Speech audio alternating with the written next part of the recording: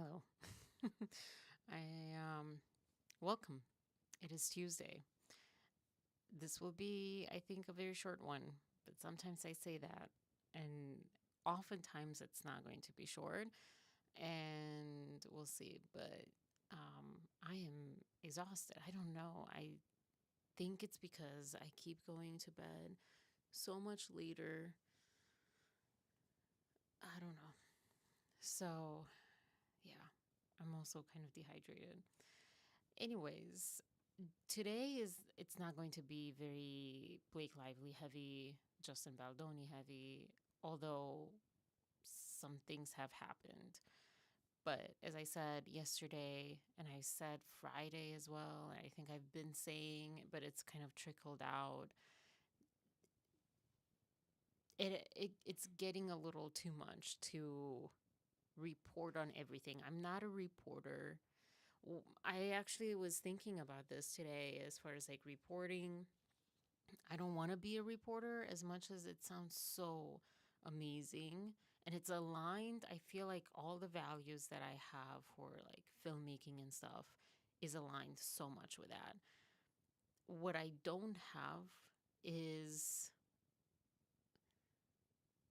the care or courage to be in the line of fire when it comes to politics. And if I would be a reporter, I would really want to get to truths and I would want justice and I would be very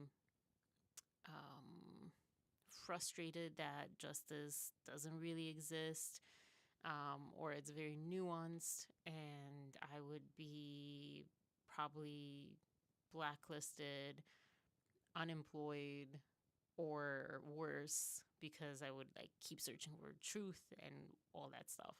So, yeah.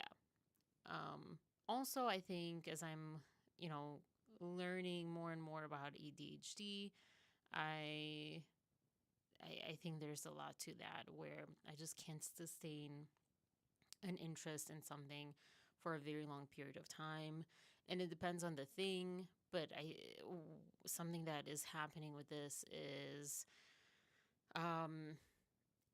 it's just too much, too concentrated, and then it's like I said yesterday, just above my understanding terms wise and so forth. So, let me get a little bit of the setup here, and I am going to start. I'm going to start with a non Blake Lively thing. If you want to, you can skip ahead. If you're watching this on replay, you can skip ahead to that. I like to start with non Blake Lively things because the majority of you watch this finding me from that. And we haven't found like another common ground yet. But there are things that I feel like spark my interest before these lives or during these days, and that they spark my interest enough. This isn't a big one, but I was just watching Millie Bobby Brown. I just realized, is she going now by Millie Bobby Brown Bon Jovi? That would be the awesomest name, and I don't say that sarcastically. I think that is freaking cool. That would be a freaking cool name. Billy Oh, sorry. Millie Bobby Brown Bon Jovi. That, oh my gosh, that is an amazing name. That is an amazing name. Anyways, she apparently got criticized. I don't know if recently, I feel like I've seen this trend for a while as to why, like, her generation, Gen Z, I think, is the generation. I lost track of what generations we're on, but why that generation is aging faster or looks older. And I think that's a good question to ask. I don't think it's necessarily good to single Gen Z celebrities out because haven't we learned something from doing that as far as being young has its like fragilities, and I don't think anyone should be exposed to that. She called it bullying, and I kind of agree. One second.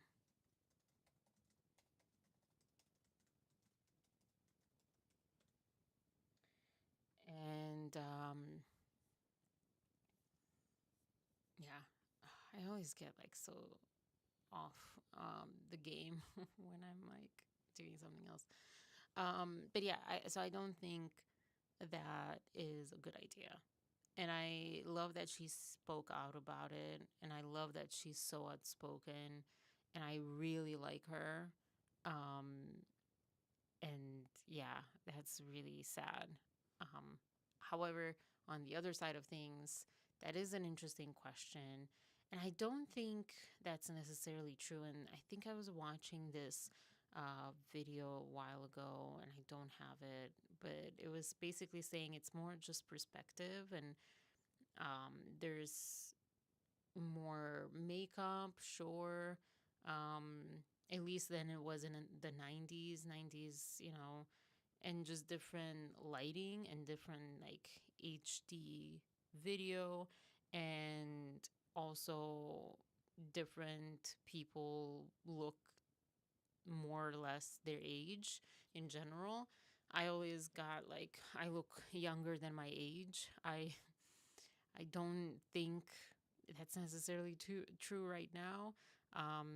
But yeah, I don't know. I've seen like when I watch Blake Lively, I'm like, why is she looks 5 years older than me. She looks like she's 42, 43. I mean, let's be real. She looks like she's 42 or 43. She does not look like she's 37 or 36, I think. She does not look like that. But the other part of that is like she's blonde, and blonde people tend to have fairer skin. Sun exposure can affect that more as far as aging. Stress can affect aging, you know, so whatever. But I liked that Millie Bobby Brown, Bon Jovi. I'm going to call her that. I don't mean any disrespect with that. I just think that is seriously a great name to have. Um, but yeah, I think it was the right thing to do, and it's awesome. But it's not awesome that's being a conversation. There's also like a lot of talk. Ariana Grande is older, but still, there's so much talk about the looks, and it's almost always female looks, female celebrities. I'm not going to lie that I don't know what's going on with Ariana. I don't feel like that's healthy either. And so many people have pointed that out, like her weight, but she's always been like leaner. Um, so I guess it could be, or she could be going through something that we just have. I mean, at the end of the day, it's not our business. I think a lot of people, including me, I think anytime that we say anything like that, it's kind of like, hopefully she's okay. Like, we hope that she's okay. So I just saw something. Why is this? What is this? I just saw a calendar notification. Um, hmm, that's weird. Anyways, um, but yeah. All right, moving on. Um, if you haven't watched, what is this show called? Or I mean, YouTube channel. If you haven't watched, Let Me Explain YouTube channel. It is amazing. The It Ends With Us one version is amazing. Oh, okay. I don't know why I'm getting like migraines. This is not the one. There we go. So he always starts with his little catchphrase. is this? Okay, let's just be clear about what happened. Let's fill them Lay it on in. us, Blake. I think we need to. That is not his catchphrase. Sorry, I'm like trying to. Oh, okay. Never mind. Got that. Set around a city or set around friends and their love. The angle can be that they're blind. And now they've made one where domestic abuse is the subgenre. For some reason, they were marketing this movie as a rom-com, with them even having girls' night out screenings that were selling out. But it's a trauma movie. I'm talking about like, you gotta put the number in the credits to call type of drama. So I don't know where they were pitching it as a love triangle movie. It's not every day the husband gets to interview his wife's love interest in a film. It's kind of crazy. You know? I don't remember seeing this on the schedule. Dive in, shall we? I guess because the dudes were hot, they were focusing on the wrong smashing. It was confusing, though, because I had thought that Colleen Hoover, the author, was actually Anna Todd, who wrote the After series. But it turns out that she just actually wrote a review that got printed in the back of Colleen's book. And then after reading both of these, you notice a pattern. Turns out that you can't talk about the movie without Blake's fans getting lively in the comments, but... Hasn't that turned on its head? Can you imagine? This was August 28th, 2024. So shortly after the whole movie premiered and stuff. Can you imagine now that there were people like getting upset on videos about her when now they still are out there, those people, but it's so skewed to the other. I'll try to cover just the movie because I've seen people cover the controversy, and the moment they upload, there's like another update. Turns out that it's gotten so bad the director/star has hired Johnny Depp's lawyer. Blake's getting accused of directing the director and even being her own intimacy coordinator on set. Sometimes you were even the Intimacy. Worst. It's definitely taking a storybook take on some very serious topics, but it is based in truth, which is why I think a lot of people have connected with it. And while it is troubling, the movie does have its moments. It just also has that weird behind the scenes. Like, why did Reynolds... Wait, did I wanted to like play the little catchphrase. Did I miss it? Listen. Okay. Anyways, watch his channel. I'll include this one in my description below. Once this is uploaded, watch it because it is this one. I literally laughed out loud. Welcome to Up Faith and Faith. Twice at this video. I don't think I saw it at that time because I didn't really care. I've seen others that he has done, but he is hilarious, and I think especially now there are some moments where I'm like, I don't know, it was just like cracking up. Also, watching this, I saw scenes that I don't remember seeing in Netflix cut. Is the Netflix cut different? Or I will admit I didn't watch it the whole way through, but maybe that's why. But yeah, it feels yeah, I don't know what happened. But yeah, watch it. It's awesome. It's funny how things have turned though. The other part, hi P. So I just mentioned, let's talk about Brandon. I'm confused. I'm really confused. Let me bring that up over here in this. I'm genuinely confused. Yesterday, I feel like it's this whole back and forth, and I'll explain why. I haven't really seen many videos today. I was like just a zombie today for some reason. Sorry, let me make sure I include that link later. So we've seen this. He changed the caption. So there was what do we call him?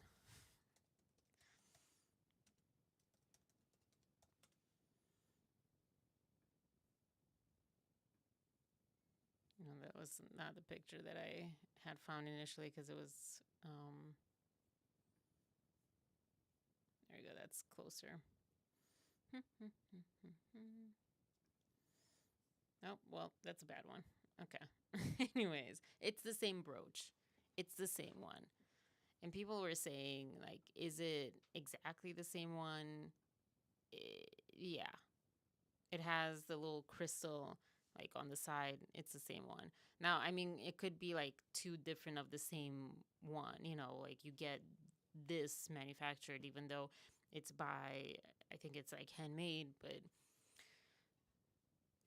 what I am confused about is that he changed the caption. The initial caption, where did I have it? Over here somewhere.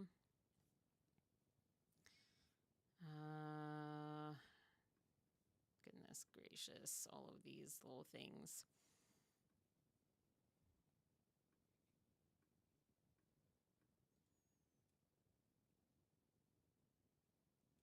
Oh my gosh. This is one of those moments when someone's like watching you fry an egg and suddenly you're tossing the egg next to the frying pan instead of the frying pan. this is how that goes. Oh, and then I have this other image. Can I show this image? Nope. All right. Why can't I show this? Go in here.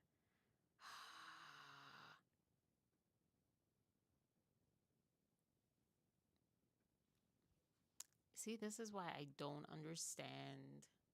I don't understand. Why are you not? Oh, there we go, finally. Okay. So this is the latest caption. Sorry. After all of that, I opened the wrong image. And this is the yesterday's caption. So today he's saying brooch and in parentheses. And then yesterday, I'm glad that I got the screenshot. He was saying long live the brooch. And suddenly to me, this feels less like a support for Justin and more like a dig at Justin. Or hi Arnaldo. Or like a mocking of him.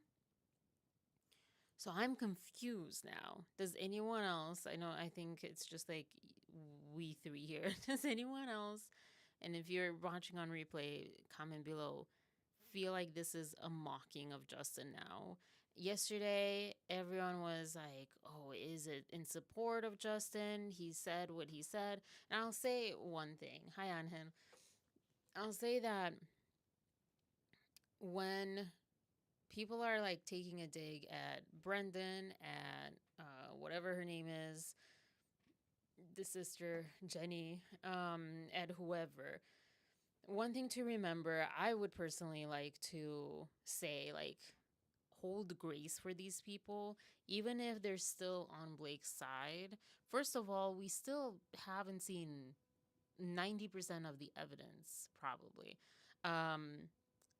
It doesn't look at all like they have anything and they have the truth on their side, Blake's side. But I'm just saying, regardless, hold grace. When someone comes out in support of someone that they criticized before, like Blake Lively's brother-in-law, appreciate that. For one, you want people to stand up for the truth. And if they feel like they're going to be bullied, like, oh, too little, too late, or oh, you're a terrible person because you didn't support them, or oh, he's been called a bunch of things too. No, that's like the point. We want people to hold themselves accountable, to say, made the wrong choice, made the wrong mistake, Yeah, made a mistake, didn't really know all the facts. Now that I know the facts, I changed my mind. I don't know that this is happening anymore now with him because I don't know. That to me, that feels more now like a mock of Justin. And why did he change it? And that's the other part. He changed it from long live the brooch before to long live the brooch. When we're printed. Like, this is just like, I don't even know. Hi, Maria. Can kick rocks. I'll be listening in the bushes. Is that a metaphor? Or like, are you doing yard work? Because I feel like you're always like cooking or something. But yeah, I don't know. I will say, like, I feel very strongly about this. whenever people come back and say I'm sorry, made the wrong choice, even if it's not direct. That was the other point that I was going to make in the interview, and I think I said this on my video last night, but in the interview, him stuttering and all that stuff, I said at that point, like, he's between a rock and a hard place. I find out that he's supposedly campaigning, or Blake was campaigning for him to be Batman. Why are we doing another Batman? Hasn't Batman changed every single movie right now? Which is great. It's kind of like Spider-Man. Why are these two characters just constantly different actors? Like, stick with one. I can't really respect that, and I can't do that. So I have not seen any new Spider-Man since Tobey Maguire, because I'm that old. But either way, he's in between a rock and a hard place. I was watching yesterday, I don't know what video by who anymore, but I was watching people talk about Isabella Ferrer. I think someone was talking about Candace. Maybe because I did watch one of Candace's latest videos, and where she talks about how she was targeted, and she had some good points. I'm like, she has her moments. But I can't get on the train of like the hate that she has, and the whole idea, like, we just want no war. And I'm like, at what cost? Do you want people to die so you don't have war? You want like a whole nation to like be erased so you don't have war? But anyways, so we we won't ever be on the same side, I feel like, in terms of like politics and things. But yeah, I don't know. I think either someone was talking about her, or she was talking about how Isabella Ferrer, like, Blake, yeah, no, she played like this clip, and I don't have it, and I don't even have Candace's, and God forbid I show anything of Candace, I think. But yeah, it was about basically how people, or at least Candace says that Blake was kind of grooming her, and maybe not to the extent, or to the exact term that can mean, but the way that Isabella was talking, that she was like, Blake was giving her clothes, like her own clothes, and having her sleep over and all that stuff. I don't think there's anything nefarious and weird, as far as like, I don't know, people are allowed to do that. But I think with what we know now, it seems like very much she was promising these people things. She was making them fall in love with her so they can be on her side and on her team. Dr. Kaur has talked about how, like, certain people will bring you on board, will love bomb you, and then discard you when they don't need you, or you go against them. And so I think I think Isabella made the perfect choice, where she didn't say one thing or another. I think yeah, I mean, literally at her start of her career, she does not want this to like be the last movie she ever makes. And I think that's fine. Be safe. These people shouldn't be collateral damage. It is between Blake and Justin, really, and Ryan Reynolds, and the people that were actually actively involved. Sony, I think, also should be in there, which is crazy that they're not pulled into it by any party, because they are so, like, their hands are on everything, on communication, even though, technically they're like, oh, we, talk to the production company. We're not the production company and all that. But they ultimately made so many decisions and so many things. So, yeah. And that's a phrase people use when they're not going to be active in the chat. Oh, okay. Okay. I didn't know that. Okay. Kind of like that Homer Simpson meme where he just like goes like in the bush. That's what I think of. Maybe that's like where it's from. I've not seen, I think I've said this before, I've not seen one Simpson, 1 ounce of a like episode ever. I've seen South Park. I don't know why, like, those I put together back in the day. Those were like the big ones. But yeah. I think I like that phrase a lot too. But anyway, so yeah, for everyone that joined after I said this, do you think that he's mocking Justin now that he changed his caption? I'll this is the live, you know. I just I don't know. He changed that from just a simple "long live the brooch" to "long live this brooch" thing. I don't know. I don't even know. Is that like also something, that young people say? I'm so confused by this. I really need help on this one. I have no idea. But that's my 2 cents. I think that feels a lot more like now he's mocking Justin. Because also, like, so many people were talking about it, like, oh, he's now supporting Justin, blah, blah, blah, blah, blah, blah. Is that a coincidence that he changed it? Right? He changed it to something that doesn't make sense.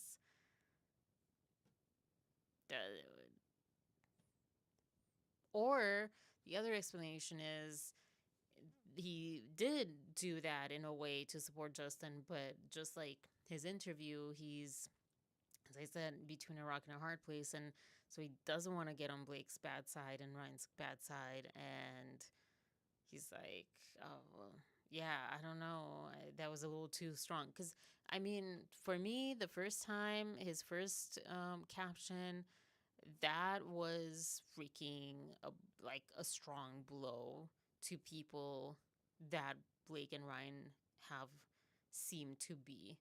So, if this is a dig at Justin, though, no, that's not cool. That's like really not cool. I have like such a hard time wrapping my mind around that, because after him saying that he knows someone who's gone through the things that were depicted in the movie, for him to do that to someone who seems to have had something in a psychological form of what the movie was showing done to him, meaning Justin, supposedly based on my interpretation of what's happened and many people's interpretation of what's happened. So I think that would be very low of him to do that to someone if he really understands someone being a victim, but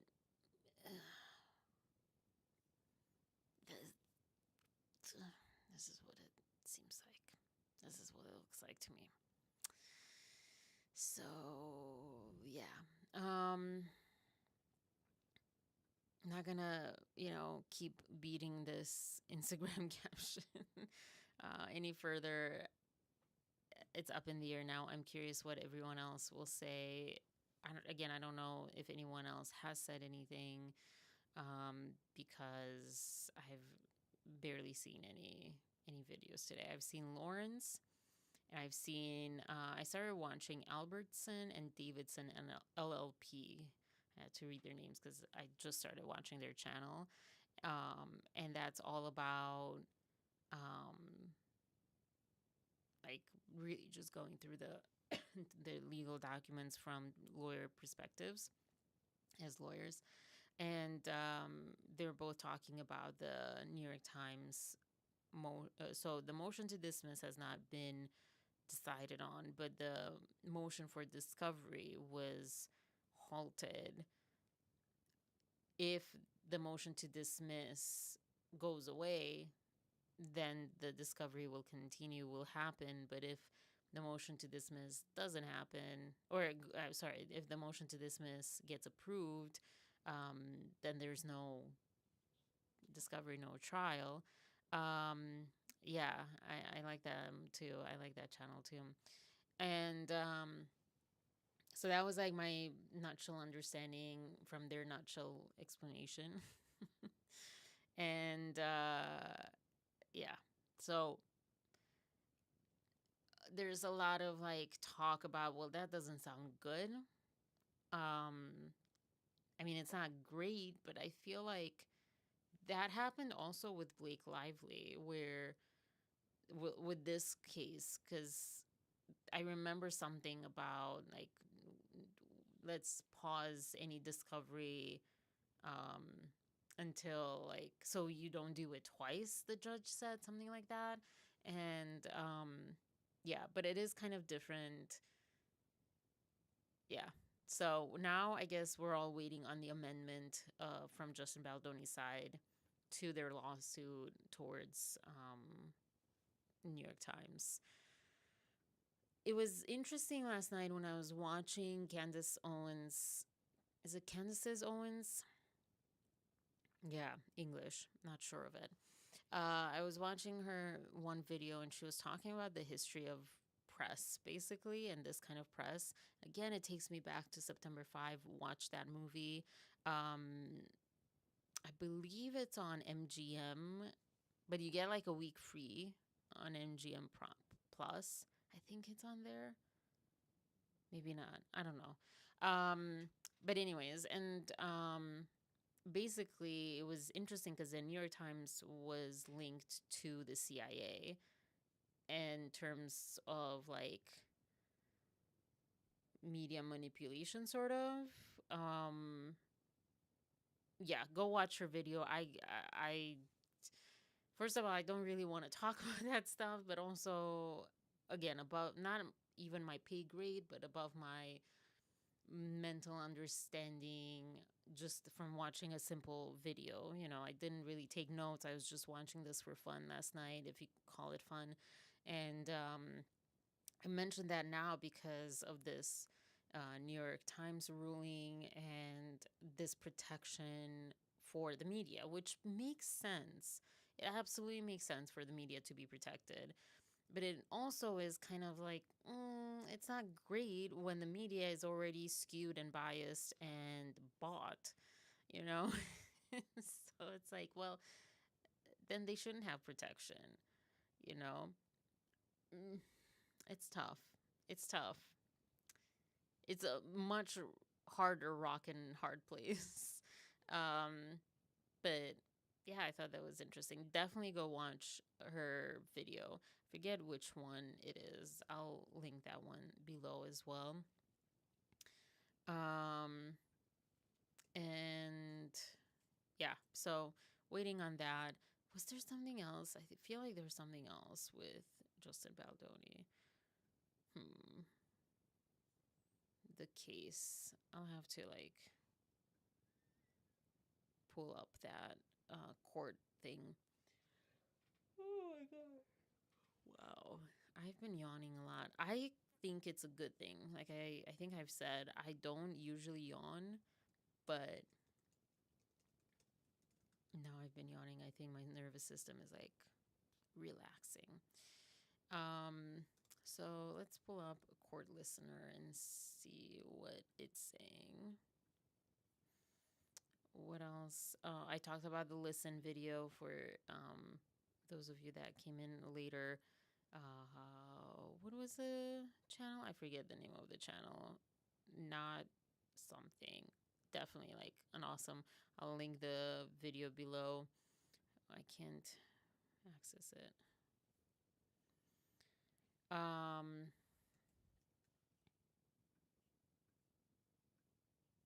right. I'll close out this brooch situation.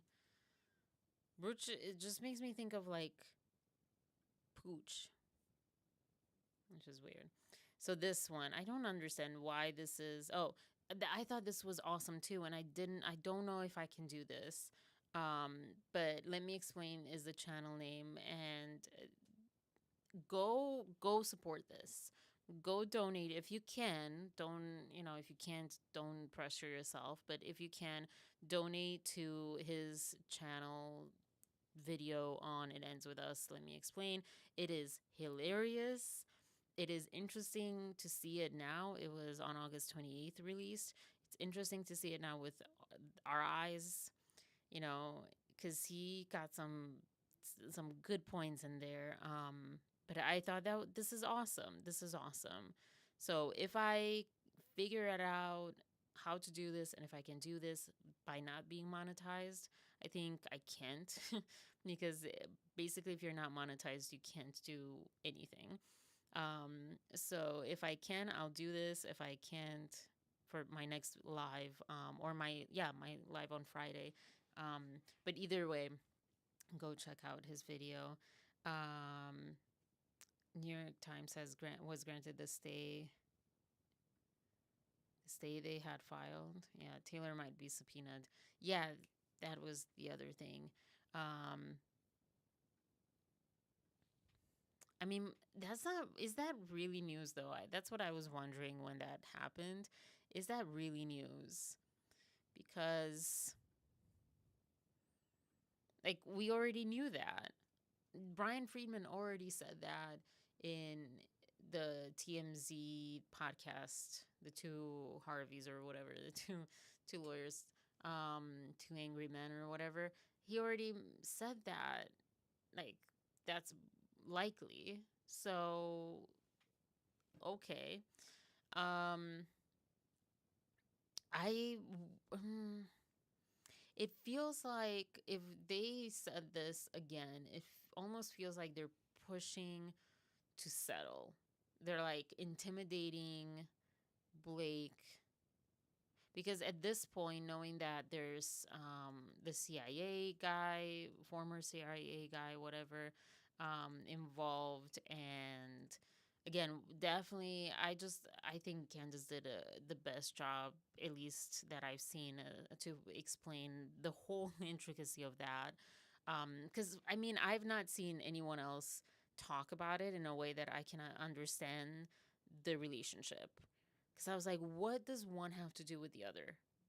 Either people, other YouTubers, I've not seen them, the ones that talk about this, that explain it, or I've just not understood it in the way that they explain it, excuse me, or they just kind of assume that we all kind of know, or they don't know. I don't know. So, but yeah, when you're being threatened with that public war, kind of publicity war, when you know that this person has tactics and resources and means to spread lies already happening. The thing with Jersey and her Wikipedia is just absolutely insane. It blew my mind last night. It's still blowing my mind. Like, what the heck? She's a civilian. She's a freaking normal person. Why is this case? And after, I will say that after Candace's video, I still don't understand why is this case so important. Alec Baldwin's wasn't that important. Literally, I mean, come on. I don't even like want to think about what happened with him. That is such a crazy tragedy. I he is haunted for life with that. He went to trial. The media was not in his favor. Like all the stuff. Why is Blake and Ryan so special? Why are they? English arena. Why are they so special? I don't understand. But then I was watching The Housewives of Potomac, and maybe I got a glimpse into understanding. Because if does anyone watch the Housewives franchise? Any of them here? Karen got the DUI. I think she got jail time, I think, as a result. And I found out on this reunion part 3 that she didn't settle for like 6 months house arrest, 6 months house arrest or whatever, with the ankle thing in your house, and you can't leave the house, and you have like, I think Ashley did that or someone did that. They can't leave the premises or whatever. you said no to that. Come on. Even if you weren't guilty, I don't know. I would have taken that. I understand when you feel like you're not guilty, or you have this idea that about your brand, someone was saying, and all that stuff, but like, you don't mess with jail. I wouldn't try to avoid jail if that was on the table, as it is with drunk driving. I would try to avoid it at all costs. I would take anything but that, pretty much. So, I guess, like, because I think around that, someone was saying, like, when you're at that level, when you're that rich, or, some people just don't understand that they can't not get their way. Um, but it's still, to me, my brain still can't compute the degree to which this is going. And maybe it's like the headline and saying CIA and just makes it more impressive. But to me, it's not that, oh, it's like government. That was my first thing. I was like, what? But the second thing is like, okay, let's say he's now a civilian, even though Candace was like, they kind of keep their credentials, they can, whatever. But, at that level, you have to be an expert in, what you call sometimes diplomacy, sometimes you just call media manipulation, public manipulation, manipulation of your enemies, whatever it is. So, it's just like, yeah. So when that's happening, I don't see that Baldoni's side, Brian Friedman et al., I don't see him feel like, oh, you know what we should do is intimidate Blake further.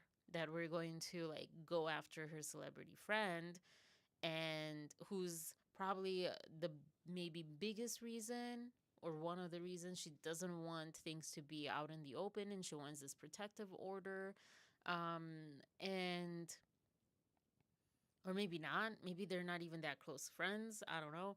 Um, I don't see that as a good tactic. I am so confused by that. I don't think the judge will grant that subpoena. Um, why not, Arnaldo? That's interesting, because the lawyers thing that is like, because I think it was in this episode with what are their names again? Albertson and Davidson. I think they were the ones talking about, like, there's no way, like, maybe they were talking about the celebrity stuff. I don't know, but someone was saying that, like, Trump sat through so many subpoenas, and he is. I mean, if Blake Lively and Ryan Reynolds are more powerful than Donald Trump, we have a problem. the problem is way bigger, way bigger than, is Justin Baldoni, like, right or wrong, if they have more power than Donald Trump in not being subpoenaed. Or Taylor Swift, the same thing, because Taylor's, the one in question. But I think, like, both sides could influence that. Yeah.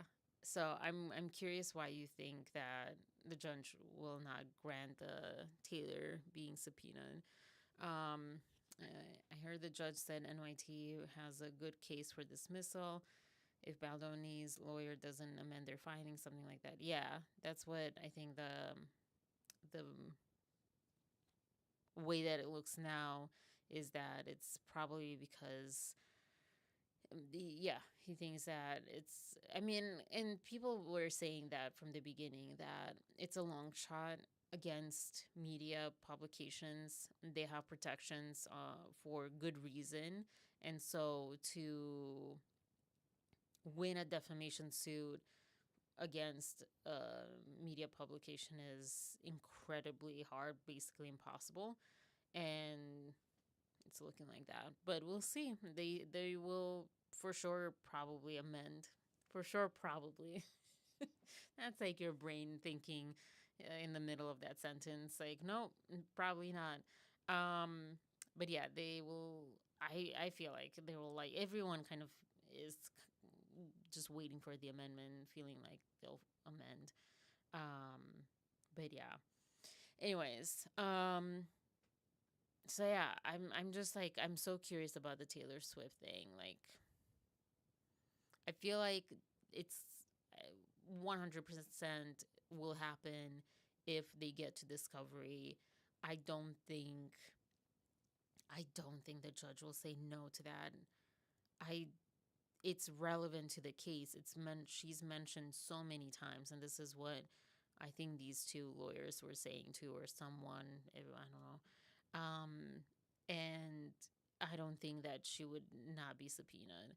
Now, would the protective order on Thursday, and that's in talks on Thursday, will that include like subpoenas not being public or publicized and being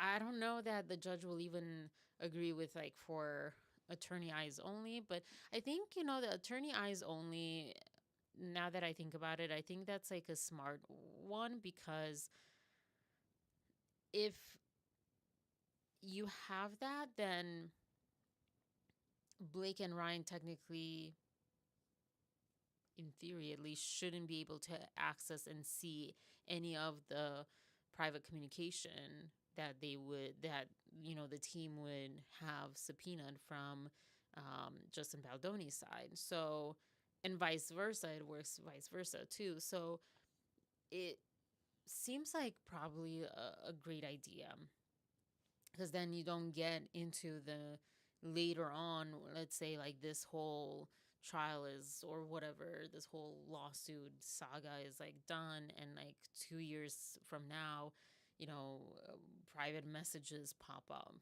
so I think that's if they do a protective order, I think that's a good one, but I'm not a lawyer. I don't know, but that's just me thinking. Taylor has no cause. Blake was the one that mentioned her. They going to bring her in to say, don't know anything. Yeah, but that's a that's thorough discovery, I would imagine. What questions can they ask her that she won't say, I don't know anything? But that's the thing. You don't want to think ahead and cut your chances short because you're like, oh, it's probably nothing. She probably doesn't have anything. That's the not. I would feel that's not the lawyer way, and that's not the point of discovery. Because she is mentioned. Like if she wasn't mentioned, then it would be a long shot and whatever. But she is mentioned by Blake, and she is mentioned by Isabella, and she's mentioned in Justin's lawsuit, and even in I think it was the TMZ article or one article's like sources say from Taylor's camp that she did show up, but she didn't know, you know, she was expecting that meeting to have been over. So she also basically said, or her team or sources said that confirmed that she was there when Justin was there, even though it was like at the end of the meeting. So there's plenty of stuff to question her about. But I'm not a lawyer, but I know that they will have a lot of questions. And it's important to at least establish that. Is it under, I think it is under oath, right? The subpoena, the depositions. There were other important people that heard everything from the beginning. Not at that meeting. That meeting was just her, was just Baldoni, Ryan, and Blake from what they said, and then Taylor coming in. They should push that more. Yeah. Well, I don't think they'll not include. I don't think they'll leave anyone out that they can not leave out.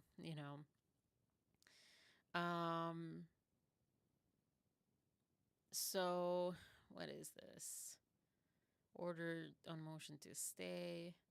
Gosh, I'm kind of getting allergic to lawyer talk, even though it's like really cool, but I'm like, my brain has not learned these, and it's like jumping into the deep end. All right, consolidated. Oh, this is the NYT thing. Okay. Oh, so they combined it already? I missed that one. I heard about it, and I think I just ignored that. Or I was like, oh, I'll get to that later. And here we are. All right, so that's what that is. Yeah, wow. There's only one for today. That's crazy. So these are all pretty much for...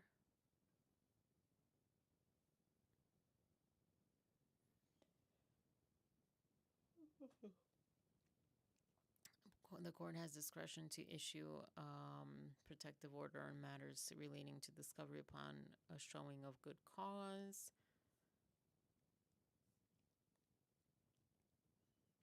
Are they just going back and forth about this? Or no, this is the Times again. Okay. All right. So nothing like crazy new. You're still iffy about Taylor Swift, Arnaldo. Again, if you're a lawyer, you don't want to just go on like, there's no limit of like, oh, you only get 5 people to depose. As far as I know, you depose as many people that were present at any time, that's relevant to the case as you can, as you get allowed to, and as, she can also say no, I believe. And I don't know what happens then. But that's all I'm saying is like, it's not like, they'll depose Taylor Swift and not other people. And it's not really pushing anything. That's why I'm like, I don't understand where this like Taylor Swift thing came about, because that was already established. And now with the whole like PR manager that, Lively's team hired, why would you antagonize? Like that doesn't make sense. It doesn't I don't feel like it screams what's his name, Brian Friedman, because he is like aggressive, but I think he's also so smart and he's done so many of these things, but maybe I just don't see the whole picture of that. So yeah. But maybe that's like something too, like she can say no and all that stuff, but like I don't know, these guys were saying like no one has like managed to escape. Again, if Donald Trump can't escape subpoenas, like Taylor Swift, like, yeah. Unless there's like really proven evidence that, she wasn't at all involved. But that's also, I feel like, from the subpoena, from, whatever records they find, or the deposition they do of her, or whatever it is. Yeah, that's all I really have around the Justin Baldoni Blake Lively thing. And the next part is just nonsense around 90 Day Fiance, The Last Resort, which I think is, it infuriates me very often, because a lot of these counselors that they have, if you're not familiar, 90 Day Fiance is people coming to the US on a fiance visa. They have 90 days to get married. That's the law, or else buy out of the country. And some people have met multiple times. Some people just meet like once, a week into it. Let's get engaged. And then, this happens. Some people have to wait years to come to the country to get approved for the visa. Some people don't. Anyways, so that's kind of the gist of the 90-day universe. But I feel like even more than like franchises like The Bachelor and Housewives, they have so many spin-offs. And so this one is a spin-off. And if you have questions about Blake Lively stuff, if something comes up, I'm here for it. It's just, I personally have not found anything worth talking about today around that anymore. So yeah. I'm still I'm very curious about the whole Brendan Sklenar thing. That just threw me for, that kind of left me with a bitter taste in my mouth and very many, not very many questions, but just a huge question of like, is he mocking Justin? But anyway, so yeah, so 90 Day Fiance, the last resort is some of these couples basically at last resort. And it's supposed to be a couple retreat of therapy, but they often have, and this is only season 2, they often have had therapists that are not legitimate therapists. And to me, it infuriates me because they're playing with people's lives, and in some cases with their children's lives too. Because Ari, whatever, and Biniam are one of the couples, and like they have a small child, and so like they to have kind of almost fall therapy, fake therapy, and for people to say, yeah, we tried, but it just didn't work, or to have just like, I don't know. And I don't know, maybe what we see on the screen is just like fluff and for entertainment purposes, and they do real therapy behind the scenes, but I don't know. I don't know about that. So it has its moments. It infuriates me, definitely. um, but let me like start a poll actually. Um,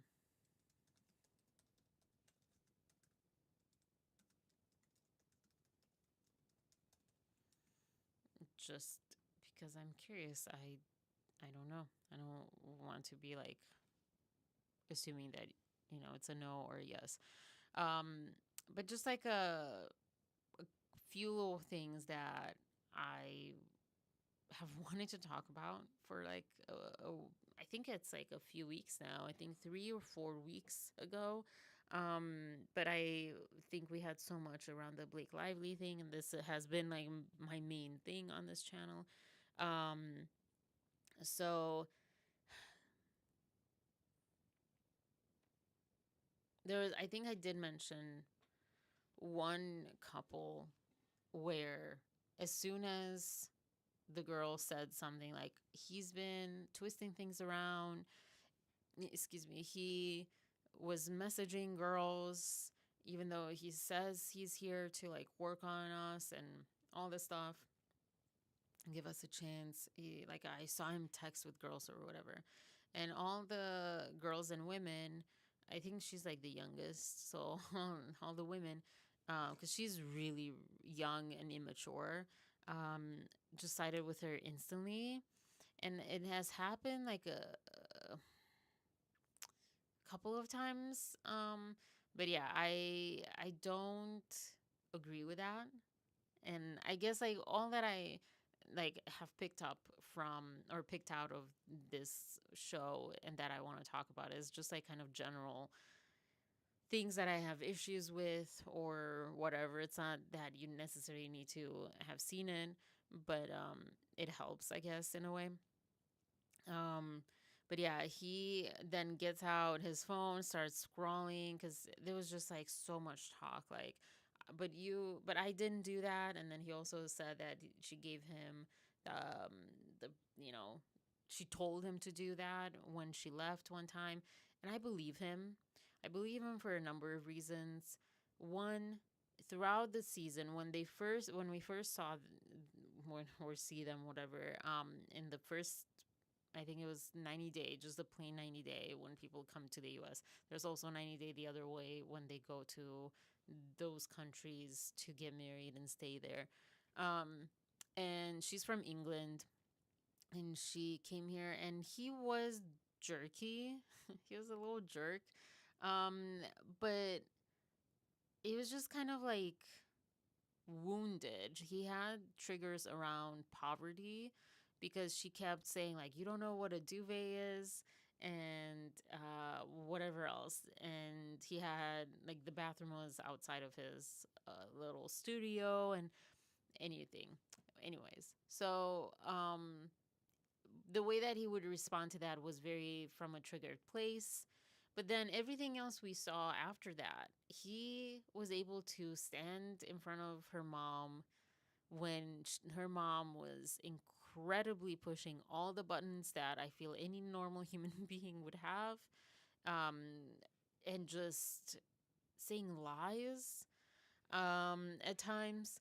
And to watch him try to still connect with her and stand up for himself, but in such a respectful way, I was like, I don't know, he's done some therapy work, or he's grown up, or maybe we just didn't see this part, or I don't know what's going on.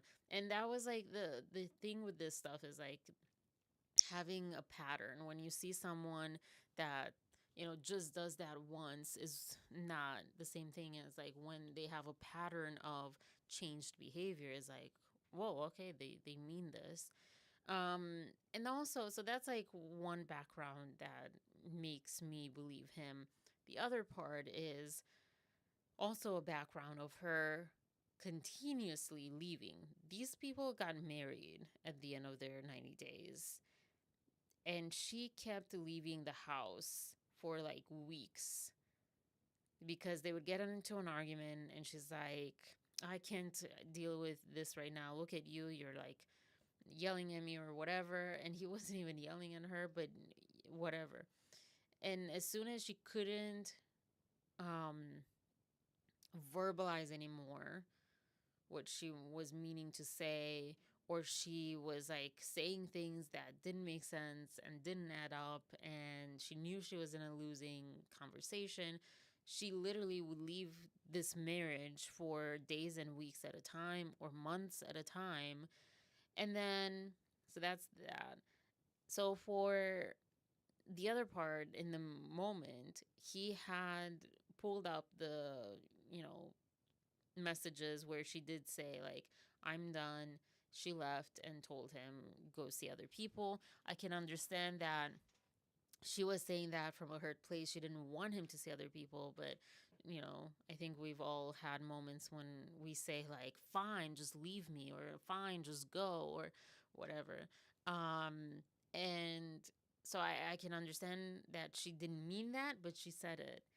And also, he he, for one of the seasons, he went to, I don't know, Detroit, wherever he's from originally, or something. Like his mom is there or something, and just for his birthday, to celebrate it with them, especially because she left again at that time. She wasn't going to celebrate it with him, and he was around like naked women basically and stuff. And this one girl was absolutely put by the producers to like instigate things, and he, whether knowing he was on camera or not, he did no wrong, in my eyes at least. But he has continuously been kind of put down, but mostly because he's apparently weak. And I was like, wow, so many people that have not done self work, to call this person the way that the way that he reacts, the way that he works on his marriage, the way that he cares about this marriage. I'm like, goals.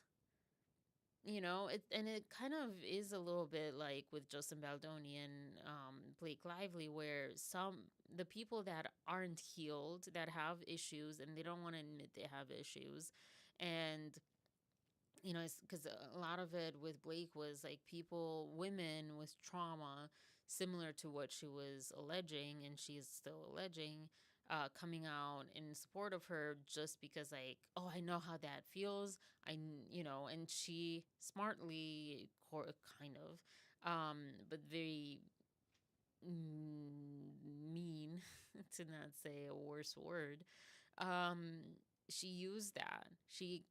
Blake keeps calling on women, like, you know how this is in the workplace. You know how this goes. Recall your trauma so you can be on my side. That's literally what she's saying. Recall your trauma so you can be on my side. How messed up is that? And if she had that trauma, she would know not to do that. She would know that hurts those people.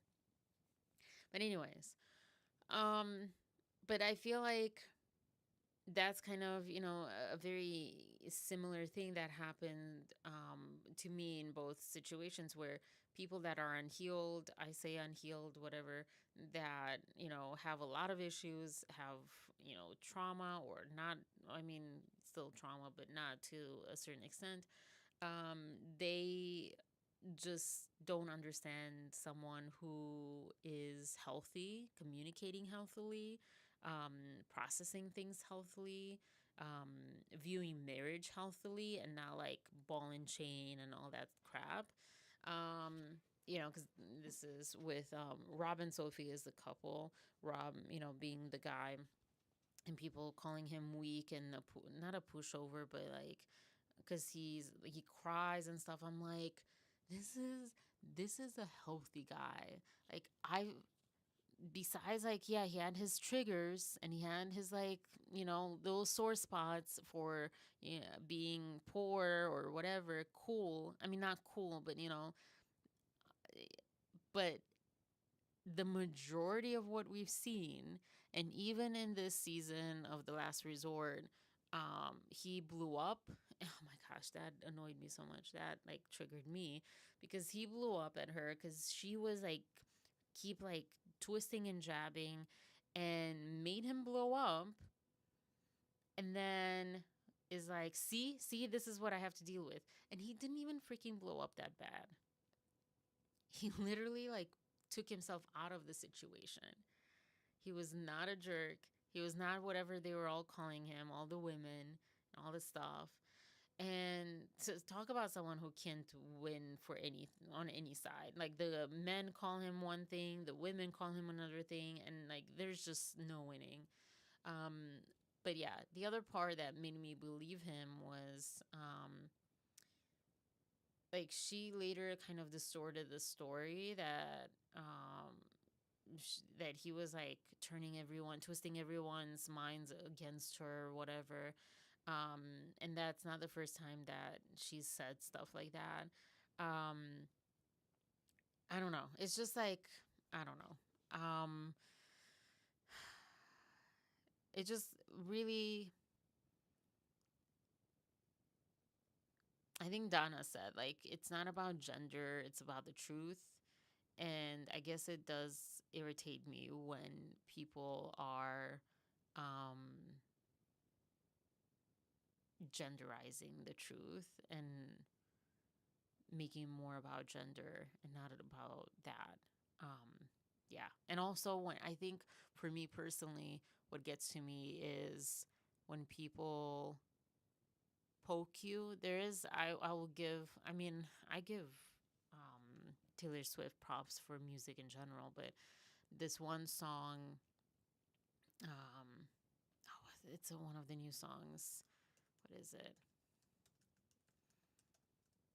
Oh, yeah. Who's Afraid of Little Old Me? I said that. So, what is my accent sometimes? What is it? And she says in this, um, you wouldn't last an hour in the asylum where they raised me. But she says something. I was tame, I was gentle till the circus life made me mean. Don't worry, folks, we took out all her teeth. And she said this also in another song of hers, Mad Woman. This idea, basically, and I don't think it's genderized. She's, this gender, and it happens very often with women, where it's like calling women hysterical and all this stuff. But it can happen on either side. So for me, it's like, I don't care what gender you are, but when someone's, what people say gaslighting now, but it's not gaslighting, it's just kind of manipulation. And you're just like prodding and prodding someone. Um, and this is the line: you caged me and then you called me crazy. I am what I am because you trained me. So like, and then people like do that, and then they're like, oh, see, you are crazy, because they like poke you to get that reaction out of you, and then they call you that. Or like, just they say certain things. I mean, and this is just like what Sophie was doing. I think overall in this scenario, my personal opinion is that Sophie is just so immature. She doesn't understand marriage. She doesn't understand marriage. um, she has definitely some bad voices in her ear, um, like many people. And I think that gets to me as well. Like when people can't think for it's like such a fine line because you have to think for yourself. You have to critically think, like with the Baldonian Lively case, but also you do have to like take heed to what others are saying in case they might see something that you don't see. But you have to critically think of what is the truth, or what is, something that you can live with, because sometimes you're like, oh yeah, they're right, but I have to be with this person, or I have to leave this person, or whatever it is, because it can happen on both sides of that argument. So yeah, anyways. And then she also says, oh, this is the other part. Sorry. She was saying, because again, they're at this retreat to have couples therapy to work through and hopefully keep going. And it's interesting because I think last season people stayed together afterwards. I think this season, from like day one, it's like none of these people will survive. They're already gone. Their relationships are already gone. But with them, like Sophie has not been trying, and she literally says that she's been trying so hard and he hasn't been trying. Man, the more I like talk about this, the more I feel like this is Blake and Justin, sort of, where the way that many of us see Blake and Justin situation, as far as like, I don't think that it's narcissism necessarily, but just that trait, that symptom of it, where you're like projecting onto someone else. And projection it's like on its own. It's not just around narcissism. And I don't think Sophie's narcissistic, and I don't know, about Blake. We don't know about any of them, but this idea, yeah, because like he literally, this guy has tried so much. I mean, like I said, goals, guy, girl, but as a partner, to have a partner like he has been, where he wants to like show up and work through it and talk about things, and know to have the other partner just literally leave the marriage because she is, just not sure how to like work through things or whatever. Yeah, I don't know. I kind of lost my train of thought, to be honest. Oh yeah, because she hasn't been trying at all. And I was like, oh gosh, that's so hard to watch. So hard to watch. It's and I like my thoughts. She was like, she called Sophie out. She's like, what is she talking about? She has not been trying at all. She's not been trying in the previous seasons. She's not been trying in this therapy session. Like when you see her, like they had all of these exercises, and she just like kind of like, okay, yeah, I'm done. Like, oh, I don't want to do that. I don't want to do that. I don't want to do that. I don't want to do that. Oh my gosh, she just like, I don't know. Something about all of that triggers me so much.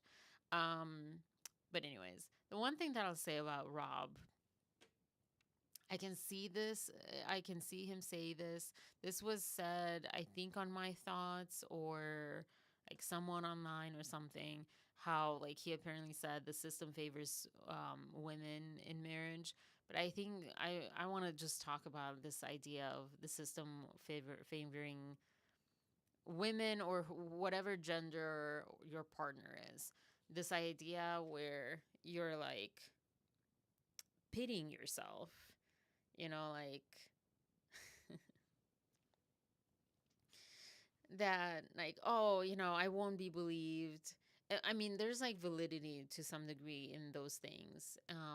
But I just like, I've understood that when people, and I mean, instantly when I've heard that in my personal life, when I heard someone go like, oh, like, um, basically, don't talk about me because people believe you, or like, don't say bad things about me kind of thing. And it's like, well, but if you do bad things, what are you talking about? I'm not going to cover for you.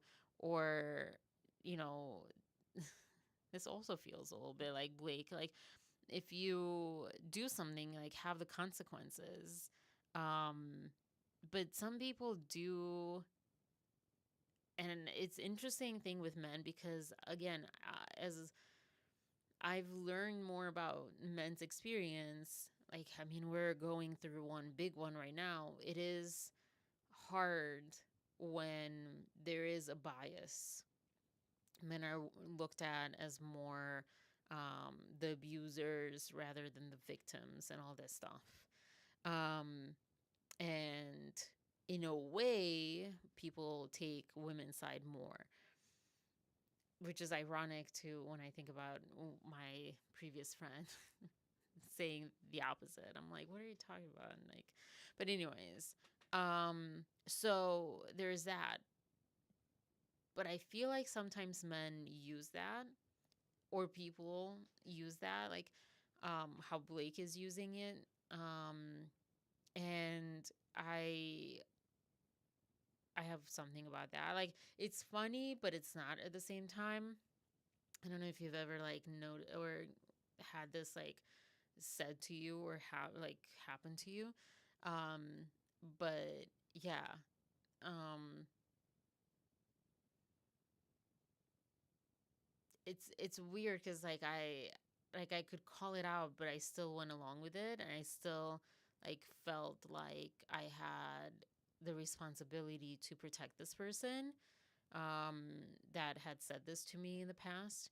And that I was talk about gaslighting, that I must be skewed in my vision or whatever, or my reaction or whatever. And I'm like, no, you don't get protection from doing bad things, from yourself too, because I think sometimes people don't want to know that they did something bad because they can't handle it. And that's kind of like, that is one of the hardships of narcissism, is that they literally have such small esteem and self security, and that they literally crumble, or they feel like they would crumble if they would be criticized, if they would believe something bad about themselves. And that's why they start saying like, I'm the greatest, I'm great, I'm right, you're wrong, all this stuff to the extreme, because they literally feel like they can't handle having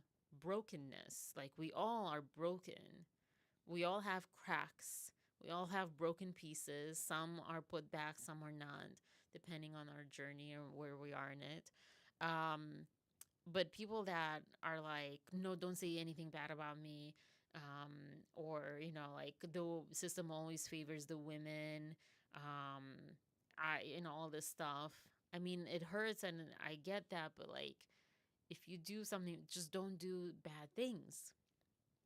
Because I remember thinking, like, when I was in a conversation like this, like, I remember thinking, like, well, you can say bad things about me. Like, I know that's not true. My friends know that's not true. Or, whatever it is that it's true or not true. They know. I know. My family knows. So say that about me. Like, I don't care. What is it going to do? Some people, and I didn't know at that time so much that people can say things, like, how Blake just isolated Justin from everyone. And so I get that. But at the same time, I feel like, have that core support system around you, and have that sense of self that even if the whole world crumbles around you, you're okay. And it's hard, but I had that. And yeah, I don't really appreciate when people take that approach because I feel it's extremely manipulative. And I mean, I think you can tell when someone's just like been a victim and is just in fear and in trauma, and when someone's using it to control your actions on how things that you do or say will reflect on them. And it's really, you can really tell. You can really tell. But yeah. So that was my little thing around them. Crazy, but you're right. Ooh, what about Maria? About what I just said? Because I know I saw the chat pop up, but I don't remember exactly what I was saying. Um, yeah. So, yeah, my first note, just a crap show of pretend counselors. I just got mad because I take that so seriously. This is why I went and I wanted to go back to school to like do actual like a degree in psychology and not just do coaching, because I wanted to have the credentials and I didn't want to mess things up, and I wanted to do it as scientific as possible. Um, because I see so many people that just label themselves as coaches or as psychologists. There are people that have gone through the psychology.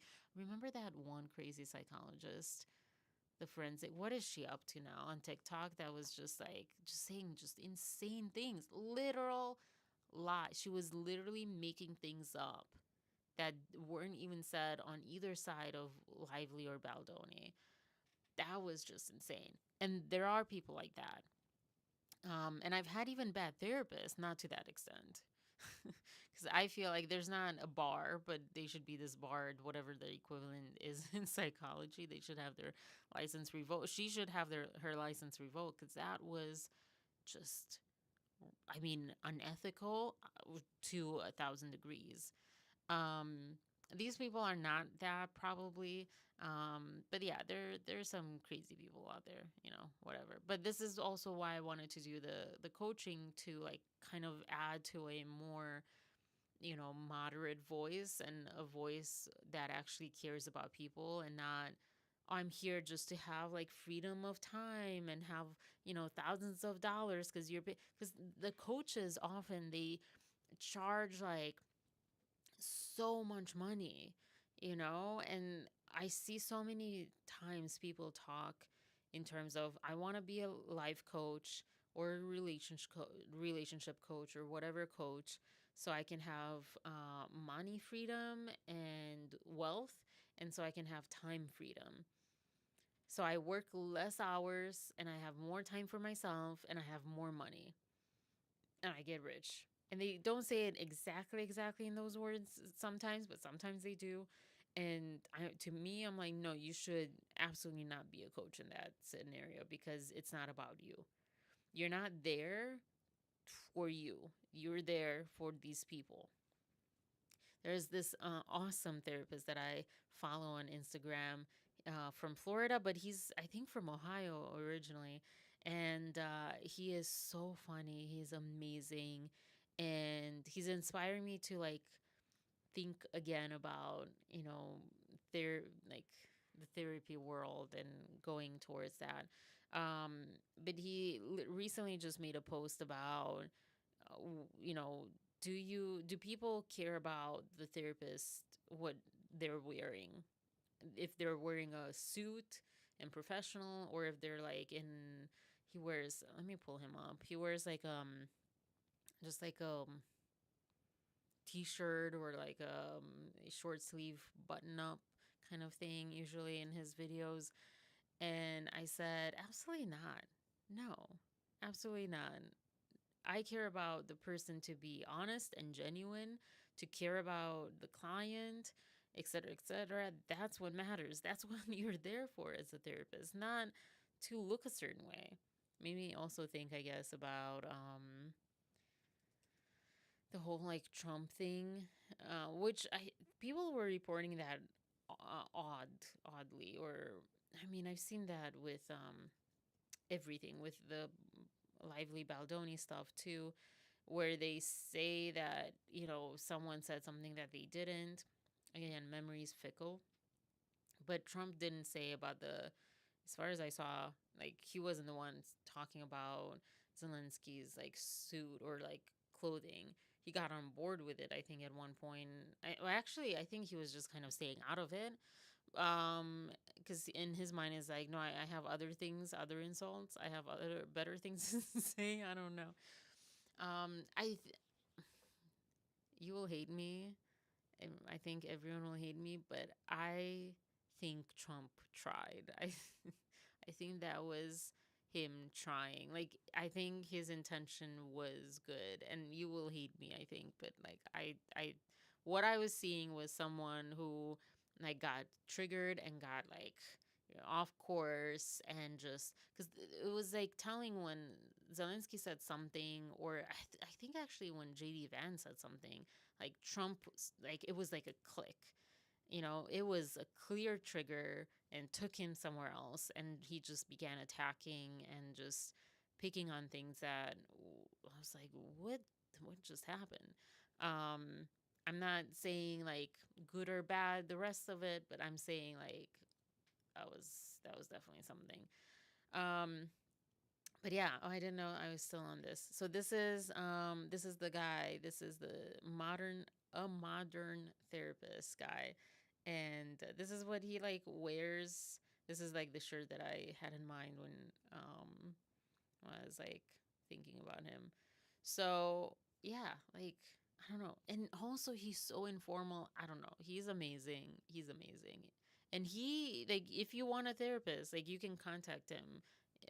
He takes clients. I don't know, his availability and stuff, but um yeah, you can get therapy. And his wife is also a therapist. Um I think they're so cool. This is his wife. I don't know. This is like also goals to me. Like I think this is awesome.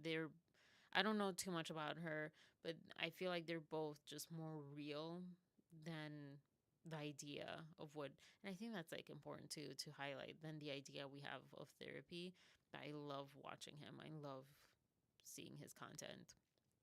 Um and he's informal, these people on this show is just like something else. Oh boy.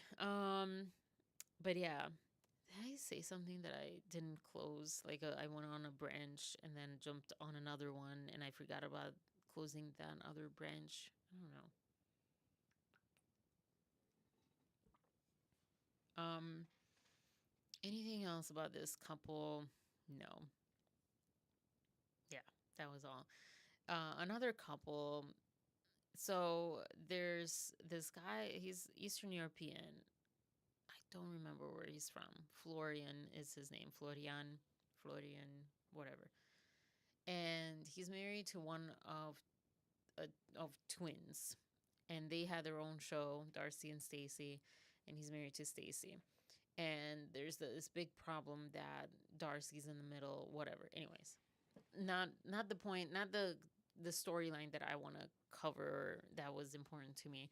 Um, this guy consistently on all the seasons, on all the shows that he's been on with them, he swears every other word. I think he swears more than uses any other words. He apparently chain smokes. He is always like, there's a Romanian word siktir that always comes to mind, and I don't know. Let me see if there's like a translation, but it's like just this like not happy about anything. Um, it's probably like a Turkish word by the sound of it. Siktir, whistle. That is such a fall. That no. What? What? What? That that doesn't make any sense. But yeah, it's like this attitude where it's just like this sour attitude, basically. As far as I understand it, I know for sure it's not whistle, but yeah. Oh, in Icelandic, siktir means spies. I'm trying to find, if Turkish is. Oh, well, in Turkish, it's the F word. So, all right. it's interesting what the same word can exist in multiple languages means something completely different. Anyways, but it's like, yeah, it's like this sour attitude. Nothing is like good for him. He criticizes everyone, judges everyone. Everyone annoys him. He's annoyed all the time by everyone. But in one of the episodes or two of the episodes recently, he got to we got to see why the person that married him probably married him, because he was actually really, in two instances he was like really grounded and like mature and with like a good mind, unlike a lot of the times these people are just like drama central. And one was like he was comforting this other person because she was going off the deep end, and that was really weird. That was weird timing. We're not going to talk about her right now, at least. And then the other episode, so there's this other couple, um, Gino and Jasmine, and maybe you have heard of them, maybe not. I feel like they're pretty, maybe not infamous, but they're crazy. He, I feel like he was emotionally abusive to Jasmine. Um, he had control issues, which is funny because Jasmine's like, if you're not going to give me any intimacy, like, I can't do this. I want an open marriage. And I'm like, he's not in any form going to be okay with an open marriage because he has control issues. He needs to control her. He needs to be, you know, in control of everything, when it comes to like the relationship, at least. And like has this kind of possessive feel to him, and it's like his way, and he doesn't want to give her even like hugs and things, but he is not okay for her to go somewhere else either. And she's like caught up in this whole relationship, loves him. Maybe you could say trauma bonded. I don't know. Eventually, spoiler alert, she's not. They're not together anymore. But I mean, years and years they were together. She came here from Panama. He wasn't. He didn't file for her and her children, so only she could come here. And now he's saying that, oh, she left her children there, and you know, basically what a bad mom she is. And my thoughts pointed out like, no, let's take a look at all the last season or two seasons where she begged you to file, you know, when file for her green card, so you know you could also file for bringing at least like one of her children or something. um and she was like crying and she was begging, and his family was like finding that so crazy, and he was like, no, I don't have the money, and blah blah blah. Rewriting history, Mr. Gino. But yeah, anyways. But Florian, the guy who has this, like, if you see anything on, if you YouTube this show, just YouTube Florian, because he is an infuriating but equally entertaining character. He's, I feel like, unique among everyone in this universe, the 90 Day universe. He's just him. And I don't know whether to like him or not like him, honestly. I don't know. He's odd to me, but he had this conversation with this Gino guy, and he's like, "What would it take for you to be intimate with Jasmine?" And he's like, "Well, you know, I've said like I don't want us to argue for like a couple of days, a few days, or maybe a few weeks." And he's like, "How long? What do you mean a few weeks?" He's like, "I don't know, like 3 weeks." I think I wrote this out because it was just too good to not like make quotations of it. Yeah, he said at least a couple weeks. Oh my gosh. I wish I could show you. Okay, wait. I need to show you because this is just television gold over here. If you see this Florian guy's face when he hears this, I don't know. Maybe it's like, maybe it's just if you know the story, I don't think you need to know any of these people or the story to like find this like absolutely hilarious. Let's see, I think this is the video. Oh my gosh, all these ads. Oh my goodness. I've not seen that many Mint Mobile, not many Mint Mobile in commercials. Interviews? Why did I say interviews? Was it this one? Oh no, it wasn't this one. Anyways, oh, that's so weird. Did I skip? Okay, here we go.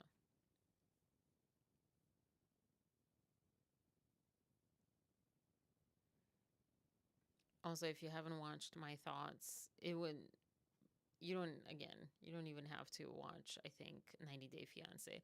This is the face that he made. But also watch her channel, my thoughts. Why is this not showing right? Oh gosh. THOTS. My thoughts, like a tater tot. I don't know. Anyways, but she had this. Like, make you bang her. And Gino goes, well, Jasmine has to try really hard not to fight with me, okay? We can't have a single fight for a couple of weeks. And he's like, a couple of weeks, Gino? What the fuck? And Gino's like, no. Actually, a couple months, okay? A couple months with not a single fight. And Florian's like, are you crazy? You want a contract or something? Is this like a business deal? Well, my ex-wife and I, we never ever fought. In the 7 years we were together, we never fought. Can you believe that? Oh my God, Gino, bro. Then why are you not with her? Go be with her. If you guys... Yeah, it was like, I don't know. This is Florian, the other guy's Gino. He was on it. He had nothing to say. My ex-wife, I was with her for 7 years. We didn't fight at all for 7 years. Can you imagine that? 7 years? The guy's face, though. Just like I'm confused for it, you know, her. It's very weird, man. Like, 3 months to wait for, like, to not have arguments. That is like bull, you know the truth. That got me. It was just. It might have been, it had to be there. But understanding that this Gino guy, the whole, like, they've been on, a lot of these people have been on multiple seasons. And there's so much, like, poor Gino, because his wife, girlfriend at the time, fiance, whatever, depending on the season, was, like, big emotion. She would explode.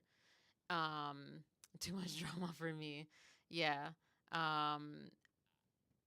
Yeah, see, yeah, it can be. I think it depends on how you look at it. I can understand that. That's funny though that scary action-packed shows are better. It's kind of like there's a meme or something that says, "Oh yeah, that like enough news. I'm going to turn on murder mystery podcast or something to like calm down or something like that." That's why that reminds me. Yeah. To me it's like I love this stuff because it's the psychology passion that I have, and then also initially because of the cultural differences. But after so many seasons, I'm like, these people don't take into consideration these cultural differences. Everyone's like so ignorant to that. So yeah. But anyways, I don't know. This couple, it just like made me think of, it just was satisfying, not made me think of it. It was just satisfying for this Florian guy to want to see him like being a normal human being that's not always like sour and bitter, but also to call this guy out because Gino was always like poor Gino, and it's like, no, you're crazy. Like, who doesn't fight? What world are you living in? I don't know. It's just like there's a lot of emotional abuse around that, around Gino's like character. It's yeah, I don't know. I would call it drama. It was pretty heartbreaking to see, especially on this show, um, on this season or whatever the spinoff, to see it. I don't know. So, but yeah, totally understandable. Totally understandable. Um, I feel like that's like me with well, yeah, with The Bachelor. I don't know, there was drama. For me, The Bachelor was like it's always the same thing. It's always the same thing. People talk exactly the same way. There's like all of these phrases, the limited phrases that are used in The Bachelor. Rarely do you hear original words and sentences in that show after a while. So, I can relate to that in that sense.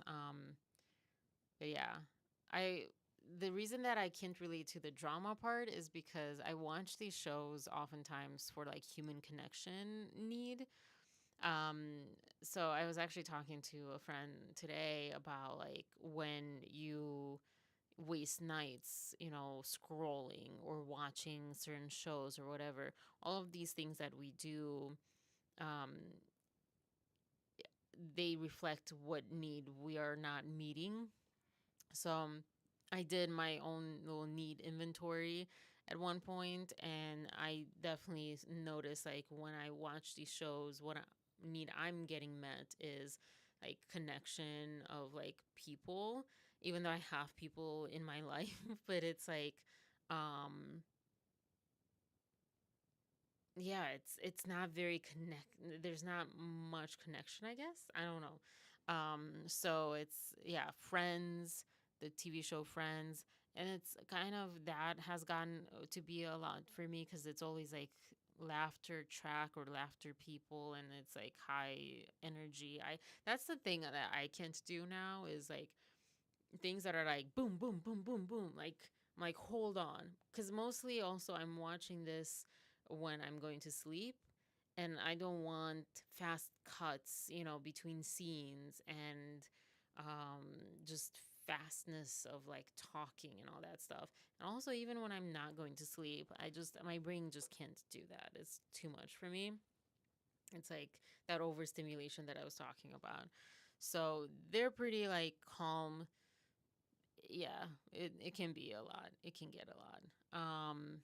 Anyways, um okay. So the last thing that I wanted to say, well, no, two things. I always do that. So there's this other guy, Josh.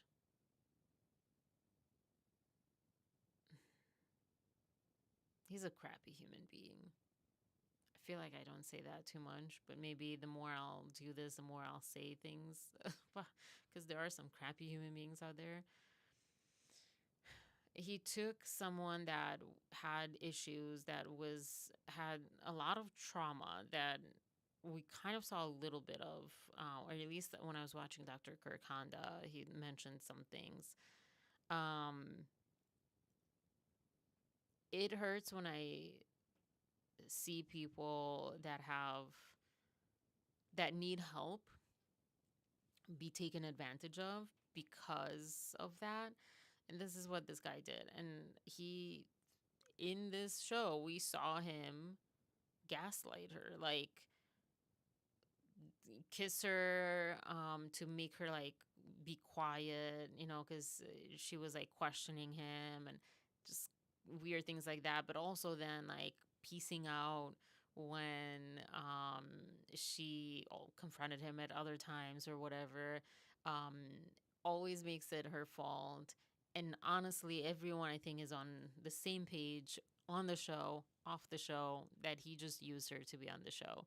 And to see that, because people talk about that a lot with these reality shows, and like dating shows and all that stuff. What are you here for the right reasons, all that stuff. To see someone actually there that way, because it never made sense from the beginning when he popped up. Why is he putting up with her, but also not, because he wasn't kind of like Sophie, but in a different way. Like, he wasn't actually liking her. And he even said that. And she kind of ignored it, or it just took some time to catch up to her in this season. But then I haven't seen this episode, but last week or this week's episode, he's again just all over her.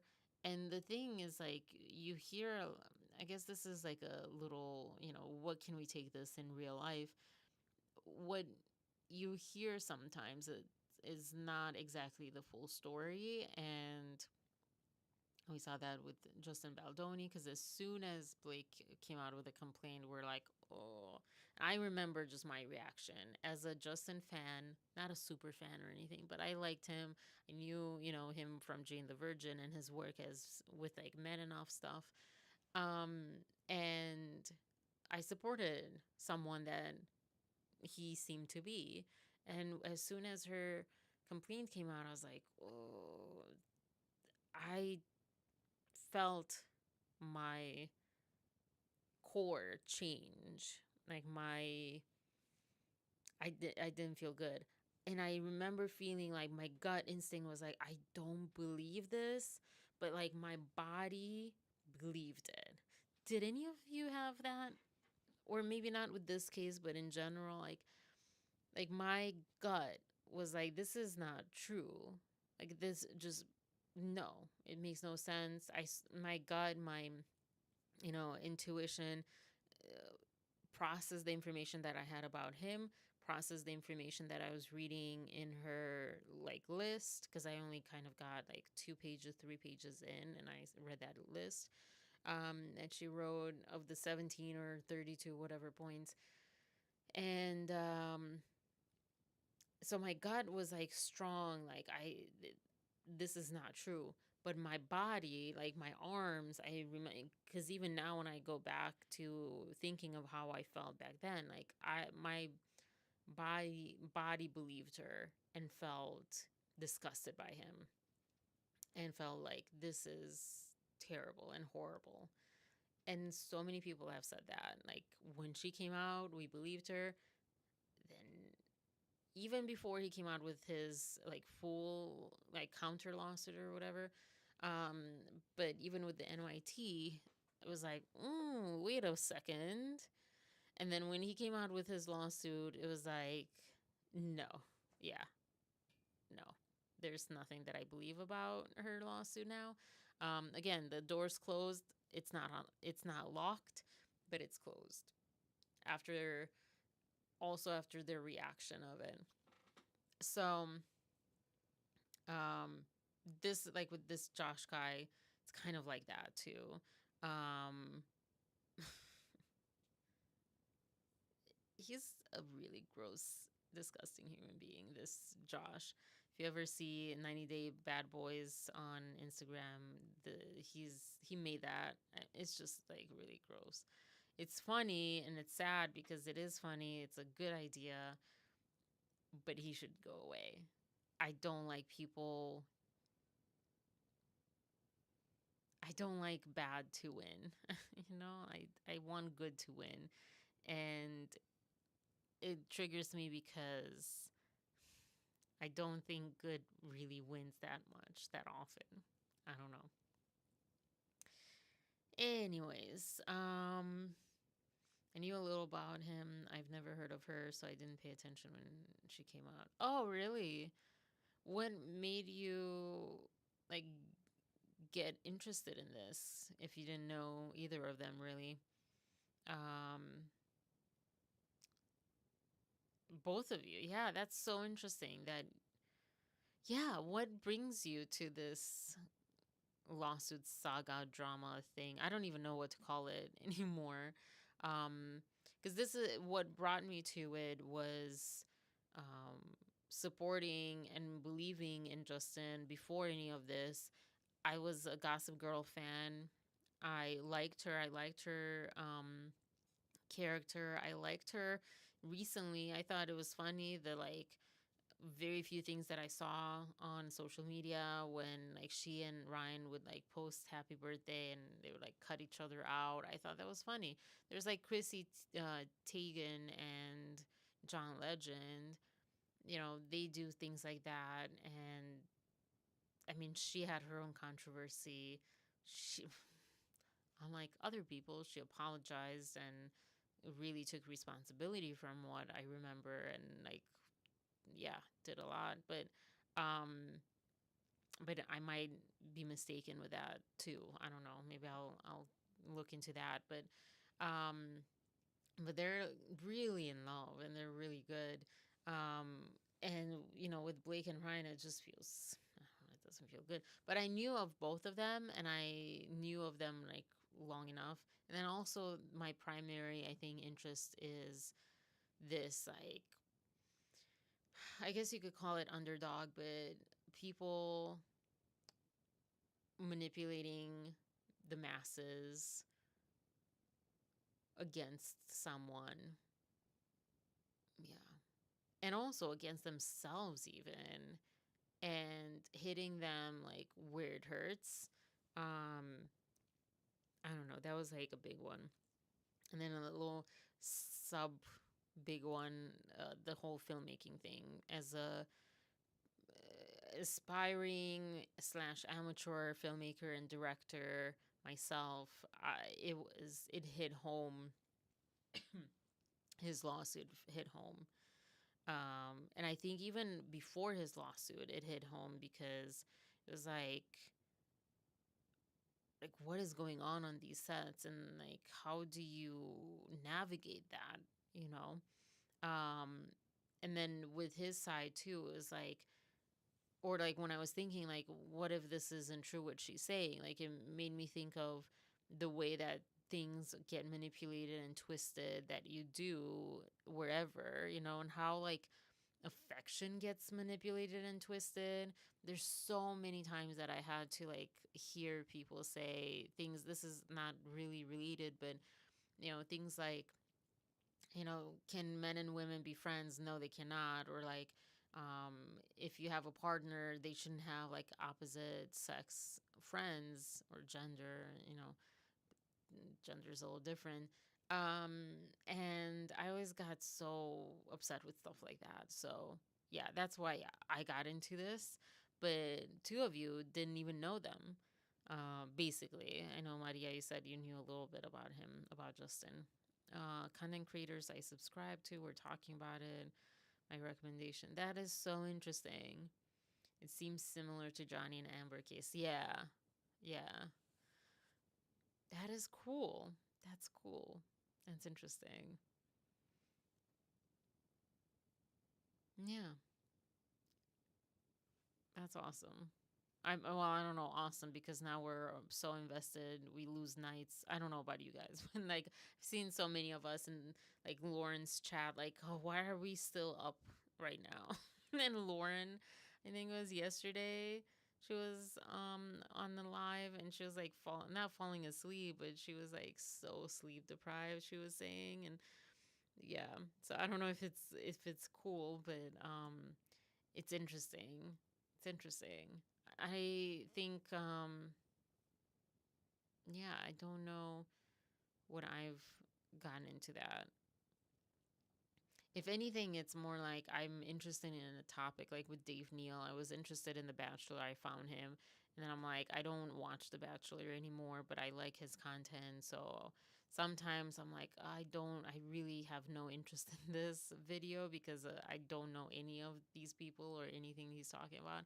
But I liked his delivery. I love how he's like always pretty neutral and advocating for, let's all love each other, basically. Let's all, create a beautiful earth. Um, and, but in such a, like a really grounded way. So I've been on the other side. But yeah, well, yeah, here we are. Here we are. And so the last thing that I wanted to say was this one couple, Gino and Jasmine, I just found out the guy that she is now pregnant with, and maybe I don't think there was cheating because I mean they were so done, but I don't know technicality wise if they were officially divorced or not, or even if they are now. But he's Romanian, and I got a little satisfaction from that. And have any of you seen the Bachelor? Um, maybe less drama, but still drama, so probably not. But there was a couple way back when Jared and Ashley, and she was the same. She was very emotional, and there was a scene where they were on the beach and she was crying, and he wasn't crying because seeing of her crying. Like, it's just so crazy to me. Like, I just don't trust that. When you see someone crying and you're not crying, there's something wrong with you, I think. But the more than that, like, he wasn't comforting her at all. Like, not at all. And I was like, at that time, there was a lot with my one friend, like, there was a lot of conversation around this is like American men. No offense, guys. But um I don't know that I agree with that now completely, but in my experience, it seems like there's something to that. I've talked, I think, a bit about like America as a whole, American society as a whole is quite dismissive, avoidant, very like ultra independent, like the extremist version of healthy interdependence. There's independent on one extreme, there's dependent on the other extreme. And American society is very much like, don't come to me for help. And as someone that's European, it's so jarring and so lonely. And I've met people from South America too that feel that way. And it's so lonely. And it's like, it feels also like a desperation to it, because it's like, I'm stuck here. Like, sometimes people are, sometimes people aren't. I don't feel like I can go there, and there'll be other issues there, so I feel stuck because I feel like I have no real home. I don't feel like I have any real like safe space as far as like culture, because I'm belonging to now like different cultures that like there's not one that I like am able to fully absorb into. And so yeah, but that was like my little, like, I feel like it's a win for her because Gino, I think he wasn't an example of men or American men. I think he has strong issues, like psychological issues. But uh I do think that it fit with her, especially being from Panama. And it's, the Latino, the Latin, not Latino, but the Latin spirit of like passion and people having emotions and talking about them or acknowledging them and knowing how to treat one another, even though you have gender inequality. Romania has gender inequality. Women are seen a certain way sometimes, etc. It's not as bad as like the cliche here that it's talked about, but it can be bad, or the machismo stuff that is talked about, as far as like, is it just central or just uh, the whole Latin America? I learned about that in college, so I don't remember exactly the details of that. So it's not that strong, but it's like still, it can be. But at the same time, it's a lot more human and less like robotic. So I was like happy for her in that sense. But who knows? Who knows? But maybe we'll see them, or I'll see them. You guys already are saying like, no, too much drama. But I appreciate you like putting up with me talking about this, because I really wanted to talk about this. Um, it's more, like I said, it's more like the reflection of real life and these people in these situations that get to me. And yeah. um but yeah, I think that's kind of that. Oh, and then Gina also says she doesn't appreciate anything that I did for her all the time, which is what I referenced the other day with like Trump meeting Zelensky. Like, don't appreciate, or was it JD Vance? No, yeah, JD Vance kept saying that, like, you don't appreciate, you should be more appreciative of what we've done for you and all this stuff. And I'm like, oh my gosh, it's Gino. It's Gino in the White House. But yeah. Anyways, you support behind the lines. Yeah. Hold on, I missed a couple of things. Believe it or not, the same supporters I dealt with in the Johnny and Amber case, I'm going through the same thing with this case. Oh, interesting. Interesting. So they didn't learn. But again, I don't know that much, but I felt like what I hear about the Amber and Johnny case is that now a lot of people are saying, no, she was the victim. I don't know. Yeah, me too, Maria. Like they were waiting for a reason to go at it again. Yeah. Uh, well, that's what I was saying. Like, I don't know how many weeks ago. Like, when you don't deal with your trauma, it will never leave you, and it will make your life harder. I think it was the Bohemian Diva that had a very good video on that. On the one that I think was talking about this was like, he's not your boyfriend or he's not your man or something, where she was talking about like, stop projecting your experience onto these people's experience, and onto men, because you had this experience with a man or multiple.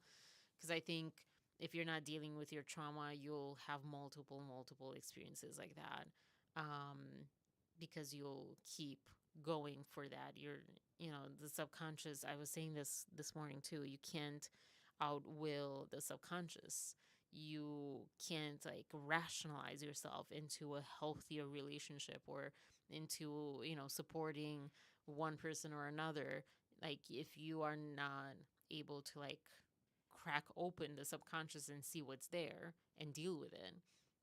So I that's sad that the same people are still supporting the same notion, um because it seems, I would guess that they haven't done any work on themselves. And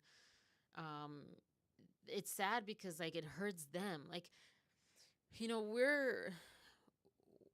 we get triggered and we get like frustrated with this whole thing, and we're on the side where right now that's winning, and we still get triggered and stuff. And so imagine on the other side where it just feels like, oh my gosh, suppression of voice.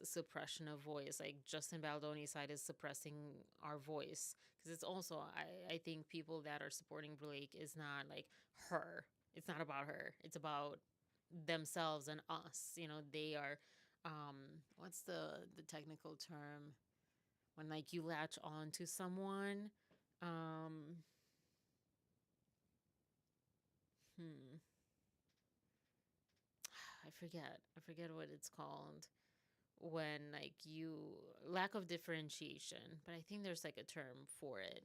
That But yeah, so they're not differentiated, they're like literally enmeshed. So they're like enmeshing themselves with Blake Lively and her experience, and so they're reliving their trauma and the pain that they have not dealt with and healed and relinquished themselves from.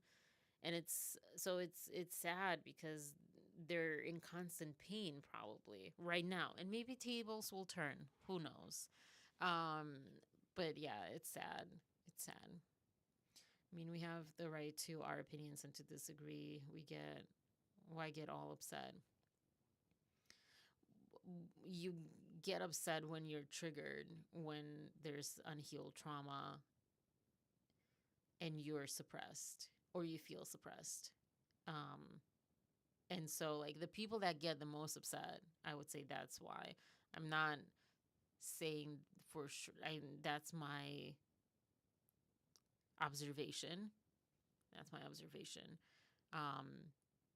If you don't have a specific trauma or trigger, if you don't have something that is unresolved in you, it doesn't really get to you. You see people like, oh, who was it like recently? Darn it, I forget. Everything's like such a mush in my brain right now with all of this case, but and all the interviews and everything. But I think I was just talking about it. Wasn't I talking about it? And just darn it. I don't remember. I feel like I was just talking about this. But when someone is like doesn't have that specific trauma, they are able to listen. They might even get angry, but it's not like life or death angry, and it's not like I'm going to hate comment on people. I'm going to like say that they're like spam, report them or whatever. I'm not going to go get into like wars and fights with my family, my friends, my online community. You know, that's trigger. That's like someone who is something is sparked in them that they haven't dealt with, and that's like pain coming out. That's them feeling like they're right back in whatever traumatized them. And so yeah, but yeah, like it's like really annoying me that I can't think of the person that it's almost in my mind where oh man, I can't think of it. I can't think of it. Like a good example of someone who isn't in trauma response and it's like, okay, cool, whatever. Just give me the same respect. I respect whoever side they're on. It doesn't help them to take it out on us. Yeah. I mean, yeah, absolutely, but they can't help it. And I know that I have my own things that if I get like triggered by something, um, that that is one of my triggers. And I mean, even with the Justin Baldoni thing with Blake Lively, when I was reading her amended complaint, I was kind of going to that triggered space, and that's why I was like, I'm not reading this whole thing because I haven't really healed that stuff that's coming out. And I just, it was actually just, it wasn't even that I was worried that I was going to say something mean because I was already saying it at that time. And maybe a little bit of that, but it was more so like I didn't want to put myself through that. But I recognized it. I recognized, like, ooh, this is triggering me. A lot of people don't recognize it and they take it out on everyone else, and they're taking it out on people that have a different opinion. Um, and it comes definitely, I'm sure, from a place also of feeling like they don't have a voice. No one believes them. Not that's a fact, but that's what their point of view is. That's what their experience is. Um, and so they're like, you're not listening to me. You're not listening to me. And I'm going to be louder, and I'm going to like, you know, make you listen. Because right now, especially, they're in the minority.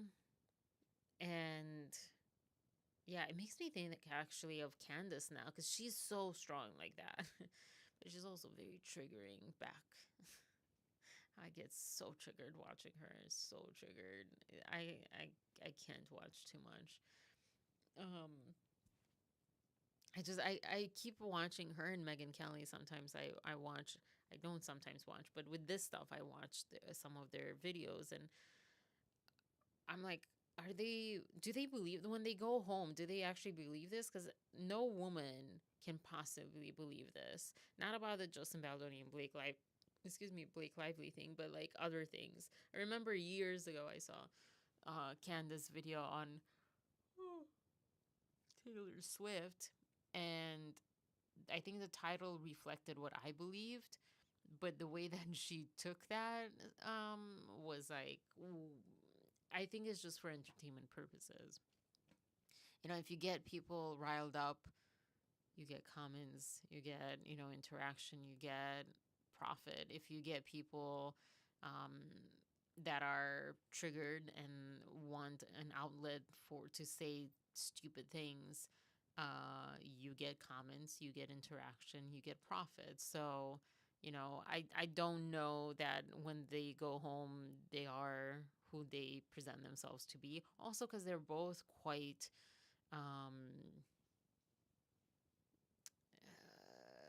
they're not casual. You know, they seem very put together and very not manufactured either. But you know what I'm trying to say? I don't know, just put together. So yeah, I don't get bothered by what she says because she hasn't shown any proof. It's all talk. Yeah, yeah. Well, that's great. It means that you have a healthy nervous system, at least around this. That these are not your triggers. um, So yeah, that's great.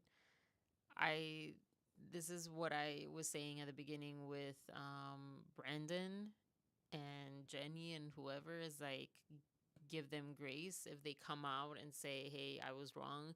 Not now. I don't think now anyone's going to come out. Period.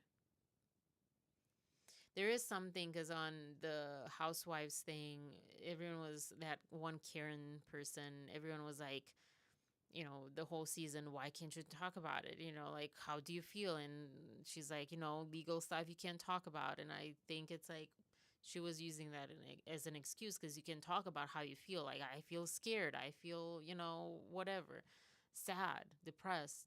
This is hard. You know, I feel overwhelmed, you know. But there is something to that where, you know, like it's scary. Even if you're not facing jail time, it is terrifying when something is legal, when it comes to legal stuff. So I don't really, at this time, blame anyone for not coming out any further than they have already to say, oh, I retract my thing. And also, they're probably either changing their minds or not changing their minds or watching. Because to be fair, we've not had the trial. You know, like, again, that door cannot be locked. It can be closed for good, like, well, closed well, but like it's still, there's still so much that we haven't seen. So there is still a possibility out there that things can change around. And if you were a Blake supporter before, like, it makes sense to be like just more cautious, like, you know, like, or I don't know. I don't know. It's a tough one. So, with that same spirit, is what I'm saying. Like, we should approach like Brandon and all that stuff. Although I think Brandon is mocking Justin now. I don't know. I'm just so confused. I'm so confused. I don't understand what that's about at all. So yes.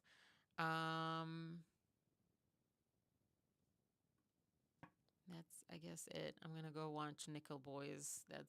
I have still a few movies from the Oscar times. I don't know what's on my skin here. I get like um conditioner buildup, and I can't not put conditioner on my hair because it's crazy. But then, anyways, so I think that's what it is. But TMI. I don't know if that was TMI. But yeah, Nickel Boys is up next for today because I'm not watching The Substance tonight. No, no, no. I am not into scary movies. I am not into like, and it's not even the gore scary part of it that will get to me, although that also gets to me. I'm very impressionable when it comes to that. I'm very like empathic, or empathetic, not empathic, empathetic. So I can put myself too easily in shoes. Um, but the like mind thriller of it is what I'm worried about. So kind of scheduled it to watch it right before my acting class, because my acting class would like just completely like pivot me to something else, hopefully. And that's tomorrow. So I have those. I think I have another one that I have to watch. I don't know. I think those were the last like main American ones. So that's what I'm about to do and try to sleep. I will see you guys Friday. I hope you have a great next few days. Thank you so much for putting up with my nonsense of a show that you guys already hate. And you're like, no way I'm saying that. But I thank you for entertaining me for tonight, because I didn't have much on the Blake Lively thing. And yeah, um, I really don't know. I was so passionate. I'm still so passionate about this case, this situation with Blake and Justin. But again, I'm burning out and I need something else, and I don't know what to talk about. I don't have like a niche. I don't know. So tried something out. Yeah. Thank you for joining me. Have a wonderful night and the next few days. And I'll see you guys Friday. Peace, love, and compassion. Haven't said that in a while, but good reminder. Bye.